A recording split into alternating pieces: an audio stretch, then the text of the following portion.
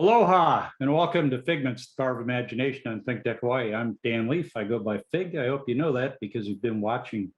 Before we get into today's episode, I want to let you know that there'll be a special episode of Figments on Reality this Thursday. More on that later because we do have to get to this episode. I'm very excited about it.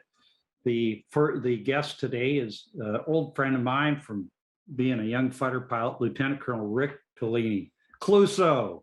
And the topic is a little deeper than the usual fighter pilot banter. I imagined I could live with what I did. And now coming to us from Okinawa, Japan, Cluso, aloha, and Ohio gozaimasu. Aloha, Fig, and Ohio gozaimasu to you. Hey, it's great to see you. It's been great to reconnect. We go back, let's see, 37 years or so to Okinawa when we're both young bucks flying fighters. And I was a little older than me then. Senior, yeah. But I remember you, which since you were a young new F-15 pilot, that could be good or bad, but it's a good reflection because some young pilots stood out and you were one of them. You've written a book. That's what got my attention. You wrote a book, Call Sign Cluso, an American fighter pilot in Mr. Reagan's Air Force. And for you to go from that baby on the left to a book writing fighter pilot and the thinker that you are now, that's quite a journey. It is quite a journey. And as I outlined in my book, I never really had an intention to write a book. But it came to me one day at work that there was all these unique little things in my life that kind of led me to where I am today. And I highly recommend the book to folks. Yeah, whether you're interested in aviation or not, it's a good human story, a very good human story. Yeah, that was my intent. Well, I hope you're selling lots of them because people will learn by reading. And I know you help you're selling lots of them. But you weren't an author, you're just a fighter pilot. And as we've discussed, getting ready for this episode, we were living the fighter pilot life. We're young jet jockeys hanging around with other fighter pilots. The picture on the left of the screen is me in my F-15 training class. That's you and your fighter weapons school class with your jet at Nellis. And I know a lot of those guys. They're great guys and real characters. It was awesome. I could write a book just about my fighter weapons school class, but no, you couldn't. Sure it's share everything. It's classified, and I'm not talking about the academics. But it was. I mean, these are really uniquely vibrant, bright, diverse. Believe it or not, guys that you're hanging out with who are all extremely capable at a very difficult job. Yeah, and that was a perception that I didn't have of the military. I didn't come from a military background, but when I got in, the quality of the people that were around me is just like, wow, this is this is quite an organization. This is something I'm happy to belong to, and it was fulfilling in that way. I learned something today from active duty 4-star. I won't say the service of the name since I didn't say I was going to attribute, but 40% of Americans pursue some form of higher education after high school. Only 25% of Americans are even qualified to join the military. Now that's not apples and apples, but from the lowest enlisted person to the most senior officer in general, there are always exceptions. People will be astounded with the quality of our men and women in uniform. Yeah, I have to wholeheartedly agree. And it was fun. We were in a peacetime Air Force.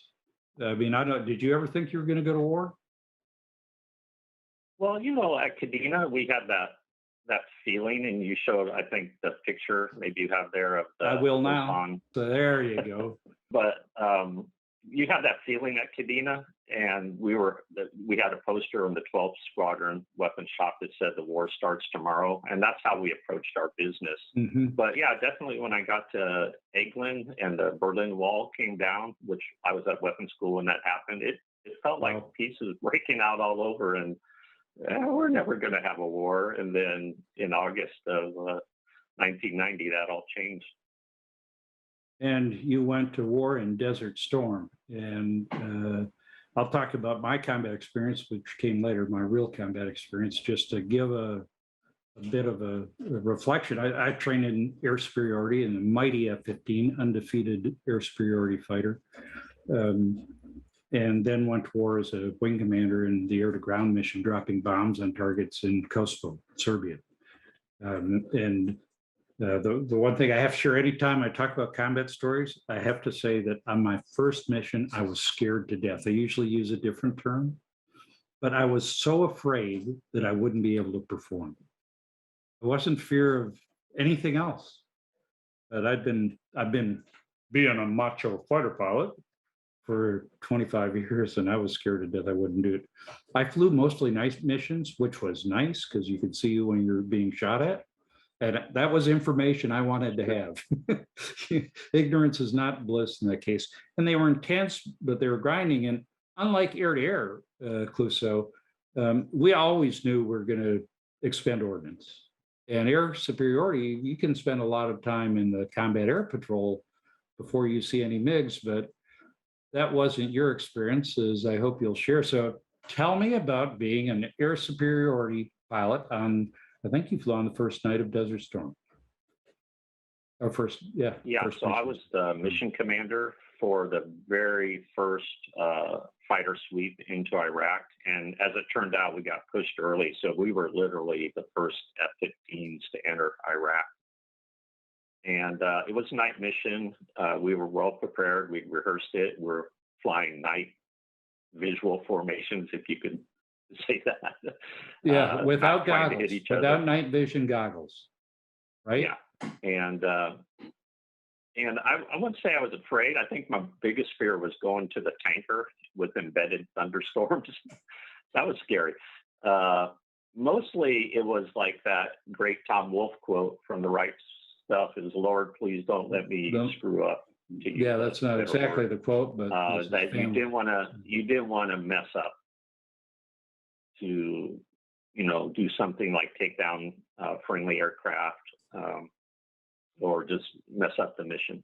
Because once we pushed, it was kind of autopilot. The training. well, kicked autopilot. in. And there So were probably a few times during the. I interrupted on purpose Sorry. because I don't want our viewers, Clouseau, to think that you're flying an Airbus 380 or something. That's a figurative term. That environment in an air superiority fighter is unbelievably busy. I think it's the most dynamic, multitasking environment. So how about sharing with us everything you have to do from the time you commit to attack an airplane to expending a missile? What are you worried about? Well, just operating the radar. It was at night, and so we were going through some very specific, brief techniques for how we maintain our separation, maintain our speed, keep going same way, same day. We're going through different light drills as we got closer to the threat, turning off more lights, communicating with the AWACS. And on that first night, it was Radar. They pushed us early because the Iraqis had launched their alert aircraft early. So it was a busy picture. We're trying to incorporate that picture building in the communications, who's an actual threat, who's not, because many of the Iraqi aircraft just turned away. We had friendlies in front of us. So you don't want to shoot by mistake. Yeah, and since we pushed early, they were complicating the picture. And then we just started to pick out things. And fortunately, we broke out of the weather just as we hit the border there. And yeah, you could see all the shooting going on, which I've never seen before. It was amazing. Yeah, it makes so fireworks like displays kind of boring, doesn't it? Being fulfilled. Yeah.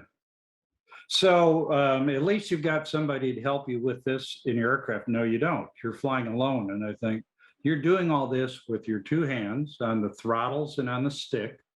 And we call it playing the piccolo. But the F-15 was, I think, the best engineered airplane ever for working the magic of all the systems you have. Yeah, and training had got us to that point where it Mhm. just became natural. So what really was the task saturation was dealing with the unknown and being in combat for the first time. And to contrast, say, World War II or Korean War, the flight leader would look for bandits and the wingman would cover his six, would protect him.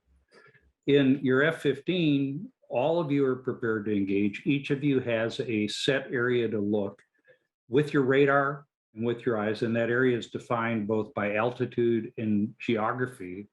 So everybody's busy. It's not just somebody hanging on flying formation, and I think that's a Yeah, huge it was a transition. total team effort. Did you know the guys you were flying with well? Had you been flying with them for a while? I did.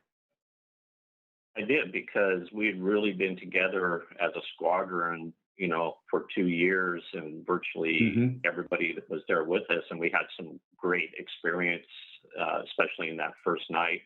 Cheese Grater was my number 5, the leader of the other 4 ship, and then my number 3 was JB Kelk. They have both come from the Pacific and Europe, so they had great experience in large force employment, people I could just totally rely on. And so, and like I said, we've been flying together as paired 4 ships for, Yep. 4 or 5 months. So we knew each other, upside and down. And that just helped with the confidence. You can't overemphasize the importance of that. You can see a wide receiver and a quarterback who are in G, and the quarterback just knows where to put the ball. But it's that times many for a 4 ship that's been flying together, and you don't have to guess. And the other beauty of it is you don't have to talk very much on the radio. Nowhere near as much as if you're working with a stranger. There was a lot of talking that night. Really, I'm not. I don't know if you remember, but I'm a big shut up. I usually say it differently on the radio guy, and the wing at Aviano adapted to that mode earlier. No color commentary. If what you're going to say is not going to make me do something, then shut up. Okay, well, we're going to talk a little bit about the actual shoot down. First, I would like to briefly plug the special episode of On Reality. Figments on Reality is going to be on at the not usual date and time on the 1 o'clock on the 26th, Thursday of this week. Boy, it's a busy week. And I'm going to talk more about Afghanistan. I'm going to go specifically into what went wrong in the withdrawal. Again, this is non-political commentary. I'm not going to blame it on a person or a party or anybody, but I'm going to talk about the things that went down militarily because they're stunning, and we have to learn lessons from things that go this badly. So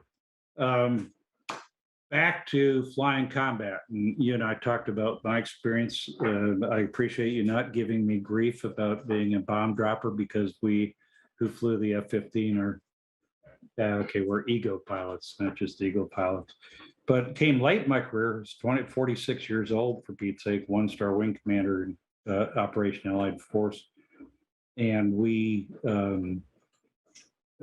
but it was kind of a search and destroy mission, because there was a muddy situation with the ethnic cleansing that was going on in Kosovo. We'd find targets and then we'd kill them. Sometimes we had pre-planned targets, but most of the missions I flew, we were seeking out the enemy and then attacking it. And I'll share briefly, on April 12th, 1999, I was on one of those missions flying on the wing of my wing safety officer in an F-16, also single seat. We had laser guided bombs and stuff. And this is the very short version of the target. We found a convoy of Serb irregulars who were burning Muslim homes in Kosovo. And it was our job to stop that. This is a much longer story when properly told, but in essence, I dropped a 500-pound bomb that took out 2 or 3 vehicles, enabled my flight lead, the safety officer, to take out the gas truck they were using to fuel their fires.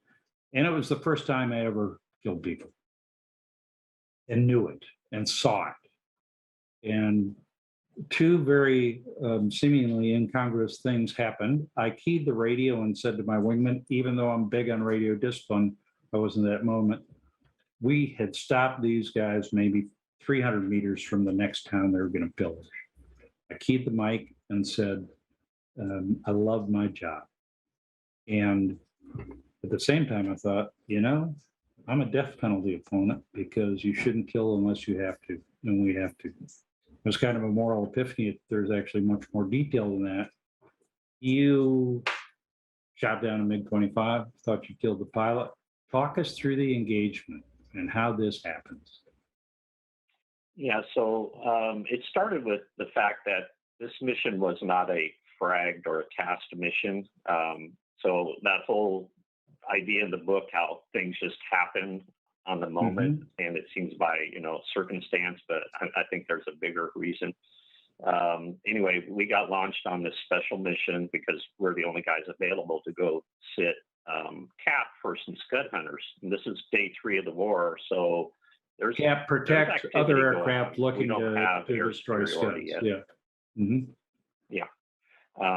So while we're waiting, a Navy package is coming out of the Baghdad area, and they're being chased down by Iraqi MiGs. And so the AWACS commits us on those. I'm leading the 4-ship now, and we put ourselves in a cutoff position and get there in time. And it's 2 MiG-29s, and they break off the attack and head back northeast towards Baghdad. And right after that, 2 more MiGs pop up about 30 miles north. And at this point, it looks more like an Iraqi tactic. And I would find out later it was an Iraqi tactic. Oh, there's a reason they were for trying that. to trap some eagles. And so what happened was I turned the flight into the 2 aircraft to the north, and they turned out to be MiG-25s. I planned BBR engagements with our AIM beyond visual range. And these Foxbat pilots did a great job defending against our missiles and our radars all the way up until we ended at a visual merge, which was not the plan. Where you could see the airplanes are fighting. Yeah. And that idea that, you'll never, dogfight in combat again, that people were saying, it's like, well, that's not true. Look at this here. Anyway, so it turned out to be a classic ACM, air combat maneuvering fight with me and my wingman, Larry Cherry Pitts. And the Foxbat that I had targeted left the fight at high speed and low altitude with no chance for me to engage him. And so it was 2 versus 1 in a visual, about a 1 to 1.5 mile fight, classic BFM fight. And Cherry was camped behind his Foxbat, and I was supporting him. And we were both shooting missiles. And Cherry's and the Foxbats were defending with chaff and flares very well. And eventually, one of Cherry's AIM-7s gets there. The pilot ejects. My AIM-9 follows right after that. And as I'm coming off that Foxbat, my auto acquisition mode grabs the other Foxbat coming back into the fight. And Cherry sees him also and calls him out. And I was able to rather quickly convert to his 6 o'clock at about a little over a mile. And I had issues with IDing him because it looked a lot like an F-15. Right. I didn't know where my number 3 and 4 were gone, and I knew there might be Tomcats in the area. And so I go through a rather complex thought process and communication of trying to verify, but intelligence. You actually asked everybody who was friendly to come out of afterburner because this airplane was in burner, right? Yeah. So that you could tell the difference. Yeah. But I had actually figured it out by visual recognition at that point. And I started shooting, and I had some similar problems as Cherry, that he was defeating a couple of my shots. But eventually, my second AIM-7 got to the aircraft, and when it got there, it was a big explosion. And I had not seen the pilot eject, And so my assumption was if he was still in the airplane, he didn't make it out. So the airplane And from basically there, vaporized, right? I mean, it it just, it pretty much Death Star vaporized. yeah. It was actually shocking. I And remember and up to that, point, I know that feeling from dropping my first live 2,000 pounder in combat with a secondary. Yeah. It was shocking. Yeah. And up to that point, I probably had some tunnel vision and temporal distortion. I was so focused on the fight and the task, but when that thing blew up, it just like whoa, kind of cleared up. You know, the Saving Private Ryan, the opening scene when Tom Hanks is on the beach and he kind of comes out of that trance. It was like that. Yeah. And boy, we could talk for a long time on that and would seem even longer because of temporal distortion. But we got to move on because I want to get to the main point of this discussion. So you're a MiG killer and you go back and land at your base. How did that feel? I mean, this is the ultimate for a fighter pilot, right? Yeah. All the way back, I'd already kind of passed on some other targets on the previous missions to other guys who got the kills, and this was my turn. It was a fulfillment of of my career to that point, as every fighter pilot wants to do. Yeah. We did aileron victory rolls. Nice. And me and Cherry, had a victory celebration on the ground, just like the Top Gun scene. And we were just elated. The ground crew, maintenance, weapons guys were just cheering. And it was everything you thought about. And so now it's back to normal life and life in the Air Force because you stayed and served. Got some normal life pictures that I put together. You and your bride, you and the kids, and then you and General Cliver. I suppose that's when you actually received the DFC for the shooting of them. Yeah. Distinguished Flying Cross. Folks, it's a big deal. So it was normal life and you became a squadron commander and you're moving up. You're a mid killer, you're a weapons school graduate, made lieutenant colonel, you're in command, but you chose to retire. Why? That's well covered in the book, but we're tickling the book. I've come to the conclusion that I had grown a lot as an officer, as a fighter pilot. I had not grown very much as a human being. In what and I way? just needed to move away. In reconciling the fact that in your mind you believed you had killed another human being? Is that part of it? I'm sure that was part of it. That wasn't a conscious part at the time I was making the decision. That kind of came later as I was getting out, and I turned to my Buddhist practice and came to an ability to understand what was going on there and how I needed to do that. I have a photo that has you in kind of both modes. It's an early photo of you in some non-Air Force attire, and then your official photo. So you began practicing Buddhism and do to this day, and stayed in Japan. So I guess you're telling me that this reflection on humanity and the fatal nature of war came later, that you grew into it as you grew as a human being. Yeah, because up to that point, I had buried that. I buried it within hours after it happened because I could not get to sleep thinking about the human being in that fox bat. And so I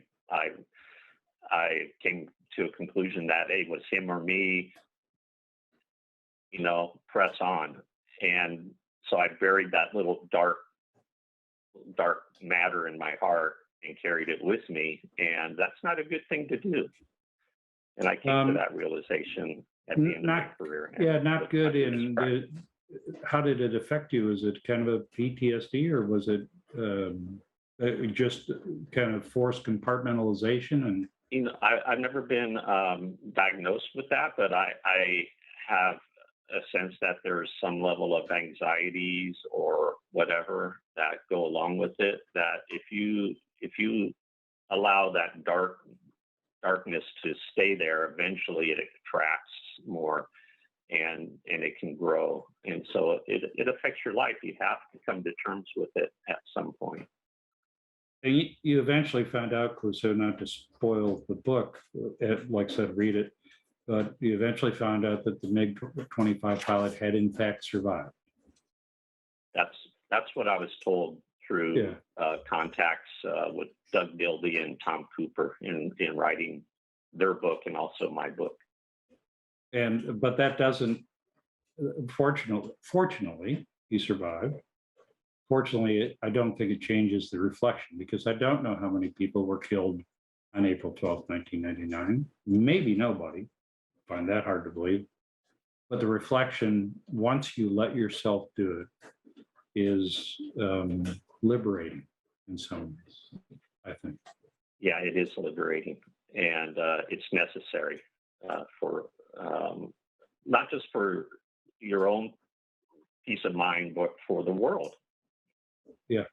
You know, And we change the world by changing one person at a time, and that has to start with us. and it's so easy to not go there.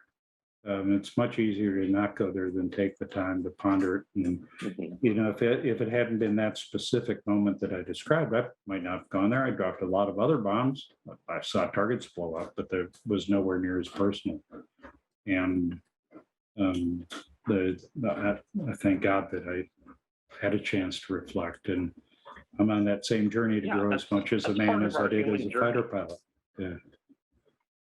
Well, we could go on and on and on, and unfortunately, we have a minute and a half left. And we talked about doing a part two. We could talk about other things you booked, like how your dad encouraged you, inspired you to pursue a career in aviation, your music, which we haven't even talked about, but people can see part of a guitar over your shoulder. But let's give the book one more plug here. And Clouseau, how can they buy or download Call Sign Clouseau? It's on all major. I have a Facebook page called Sign Clouseau. It's on all the major book selling outlets, Okay. Amazon, Barnes and Noble, and so forth. Casemate is the publisher, so you can find it there, plus all the links. So it's not too hard to find. And it's much more. I've got it on Apple Books. It is much more than a flying book, folks. Let me say that. And let me finish by asking Clouseau, what's your current Figment? What do you want to do next? I just want to continue my human revolution. That's continue to grow as a human, and that's I don't have specific goals now. Well, that's good, but I'm writing another that's a book, goal. but it's really help others, Yeah. grow as much as you Yeah. can. It's what you're doing right now, Fig. Thank you. Come to some self-realization, some self-enlightenment, and help others to do the same. Well, you're doing that, Clouseau. It's been great to reconnect. We'll be in touch, I'm sure, and I hope you get to same Hawaii here. sometime. So what would Fig do is one of the things I always say, here's what Fig would do: value human life, all human life, even that of your enemy. And as I said in my On Reality last week, we need to take a more moral approach to the use of lethal force in combat as a nation. It's a fundamental concern of mine. So I'd like to thank Think Tech Hawaii for giving me the chance to share my views and introduce them to Clouseau, and remind you that they are a nonprofit. They need your support. So please go to their website and think about donating. Thanks for watching, folks. Again, next Thursday, this coming Thursday, Figments on Reality special edition. Mahalo and aloha.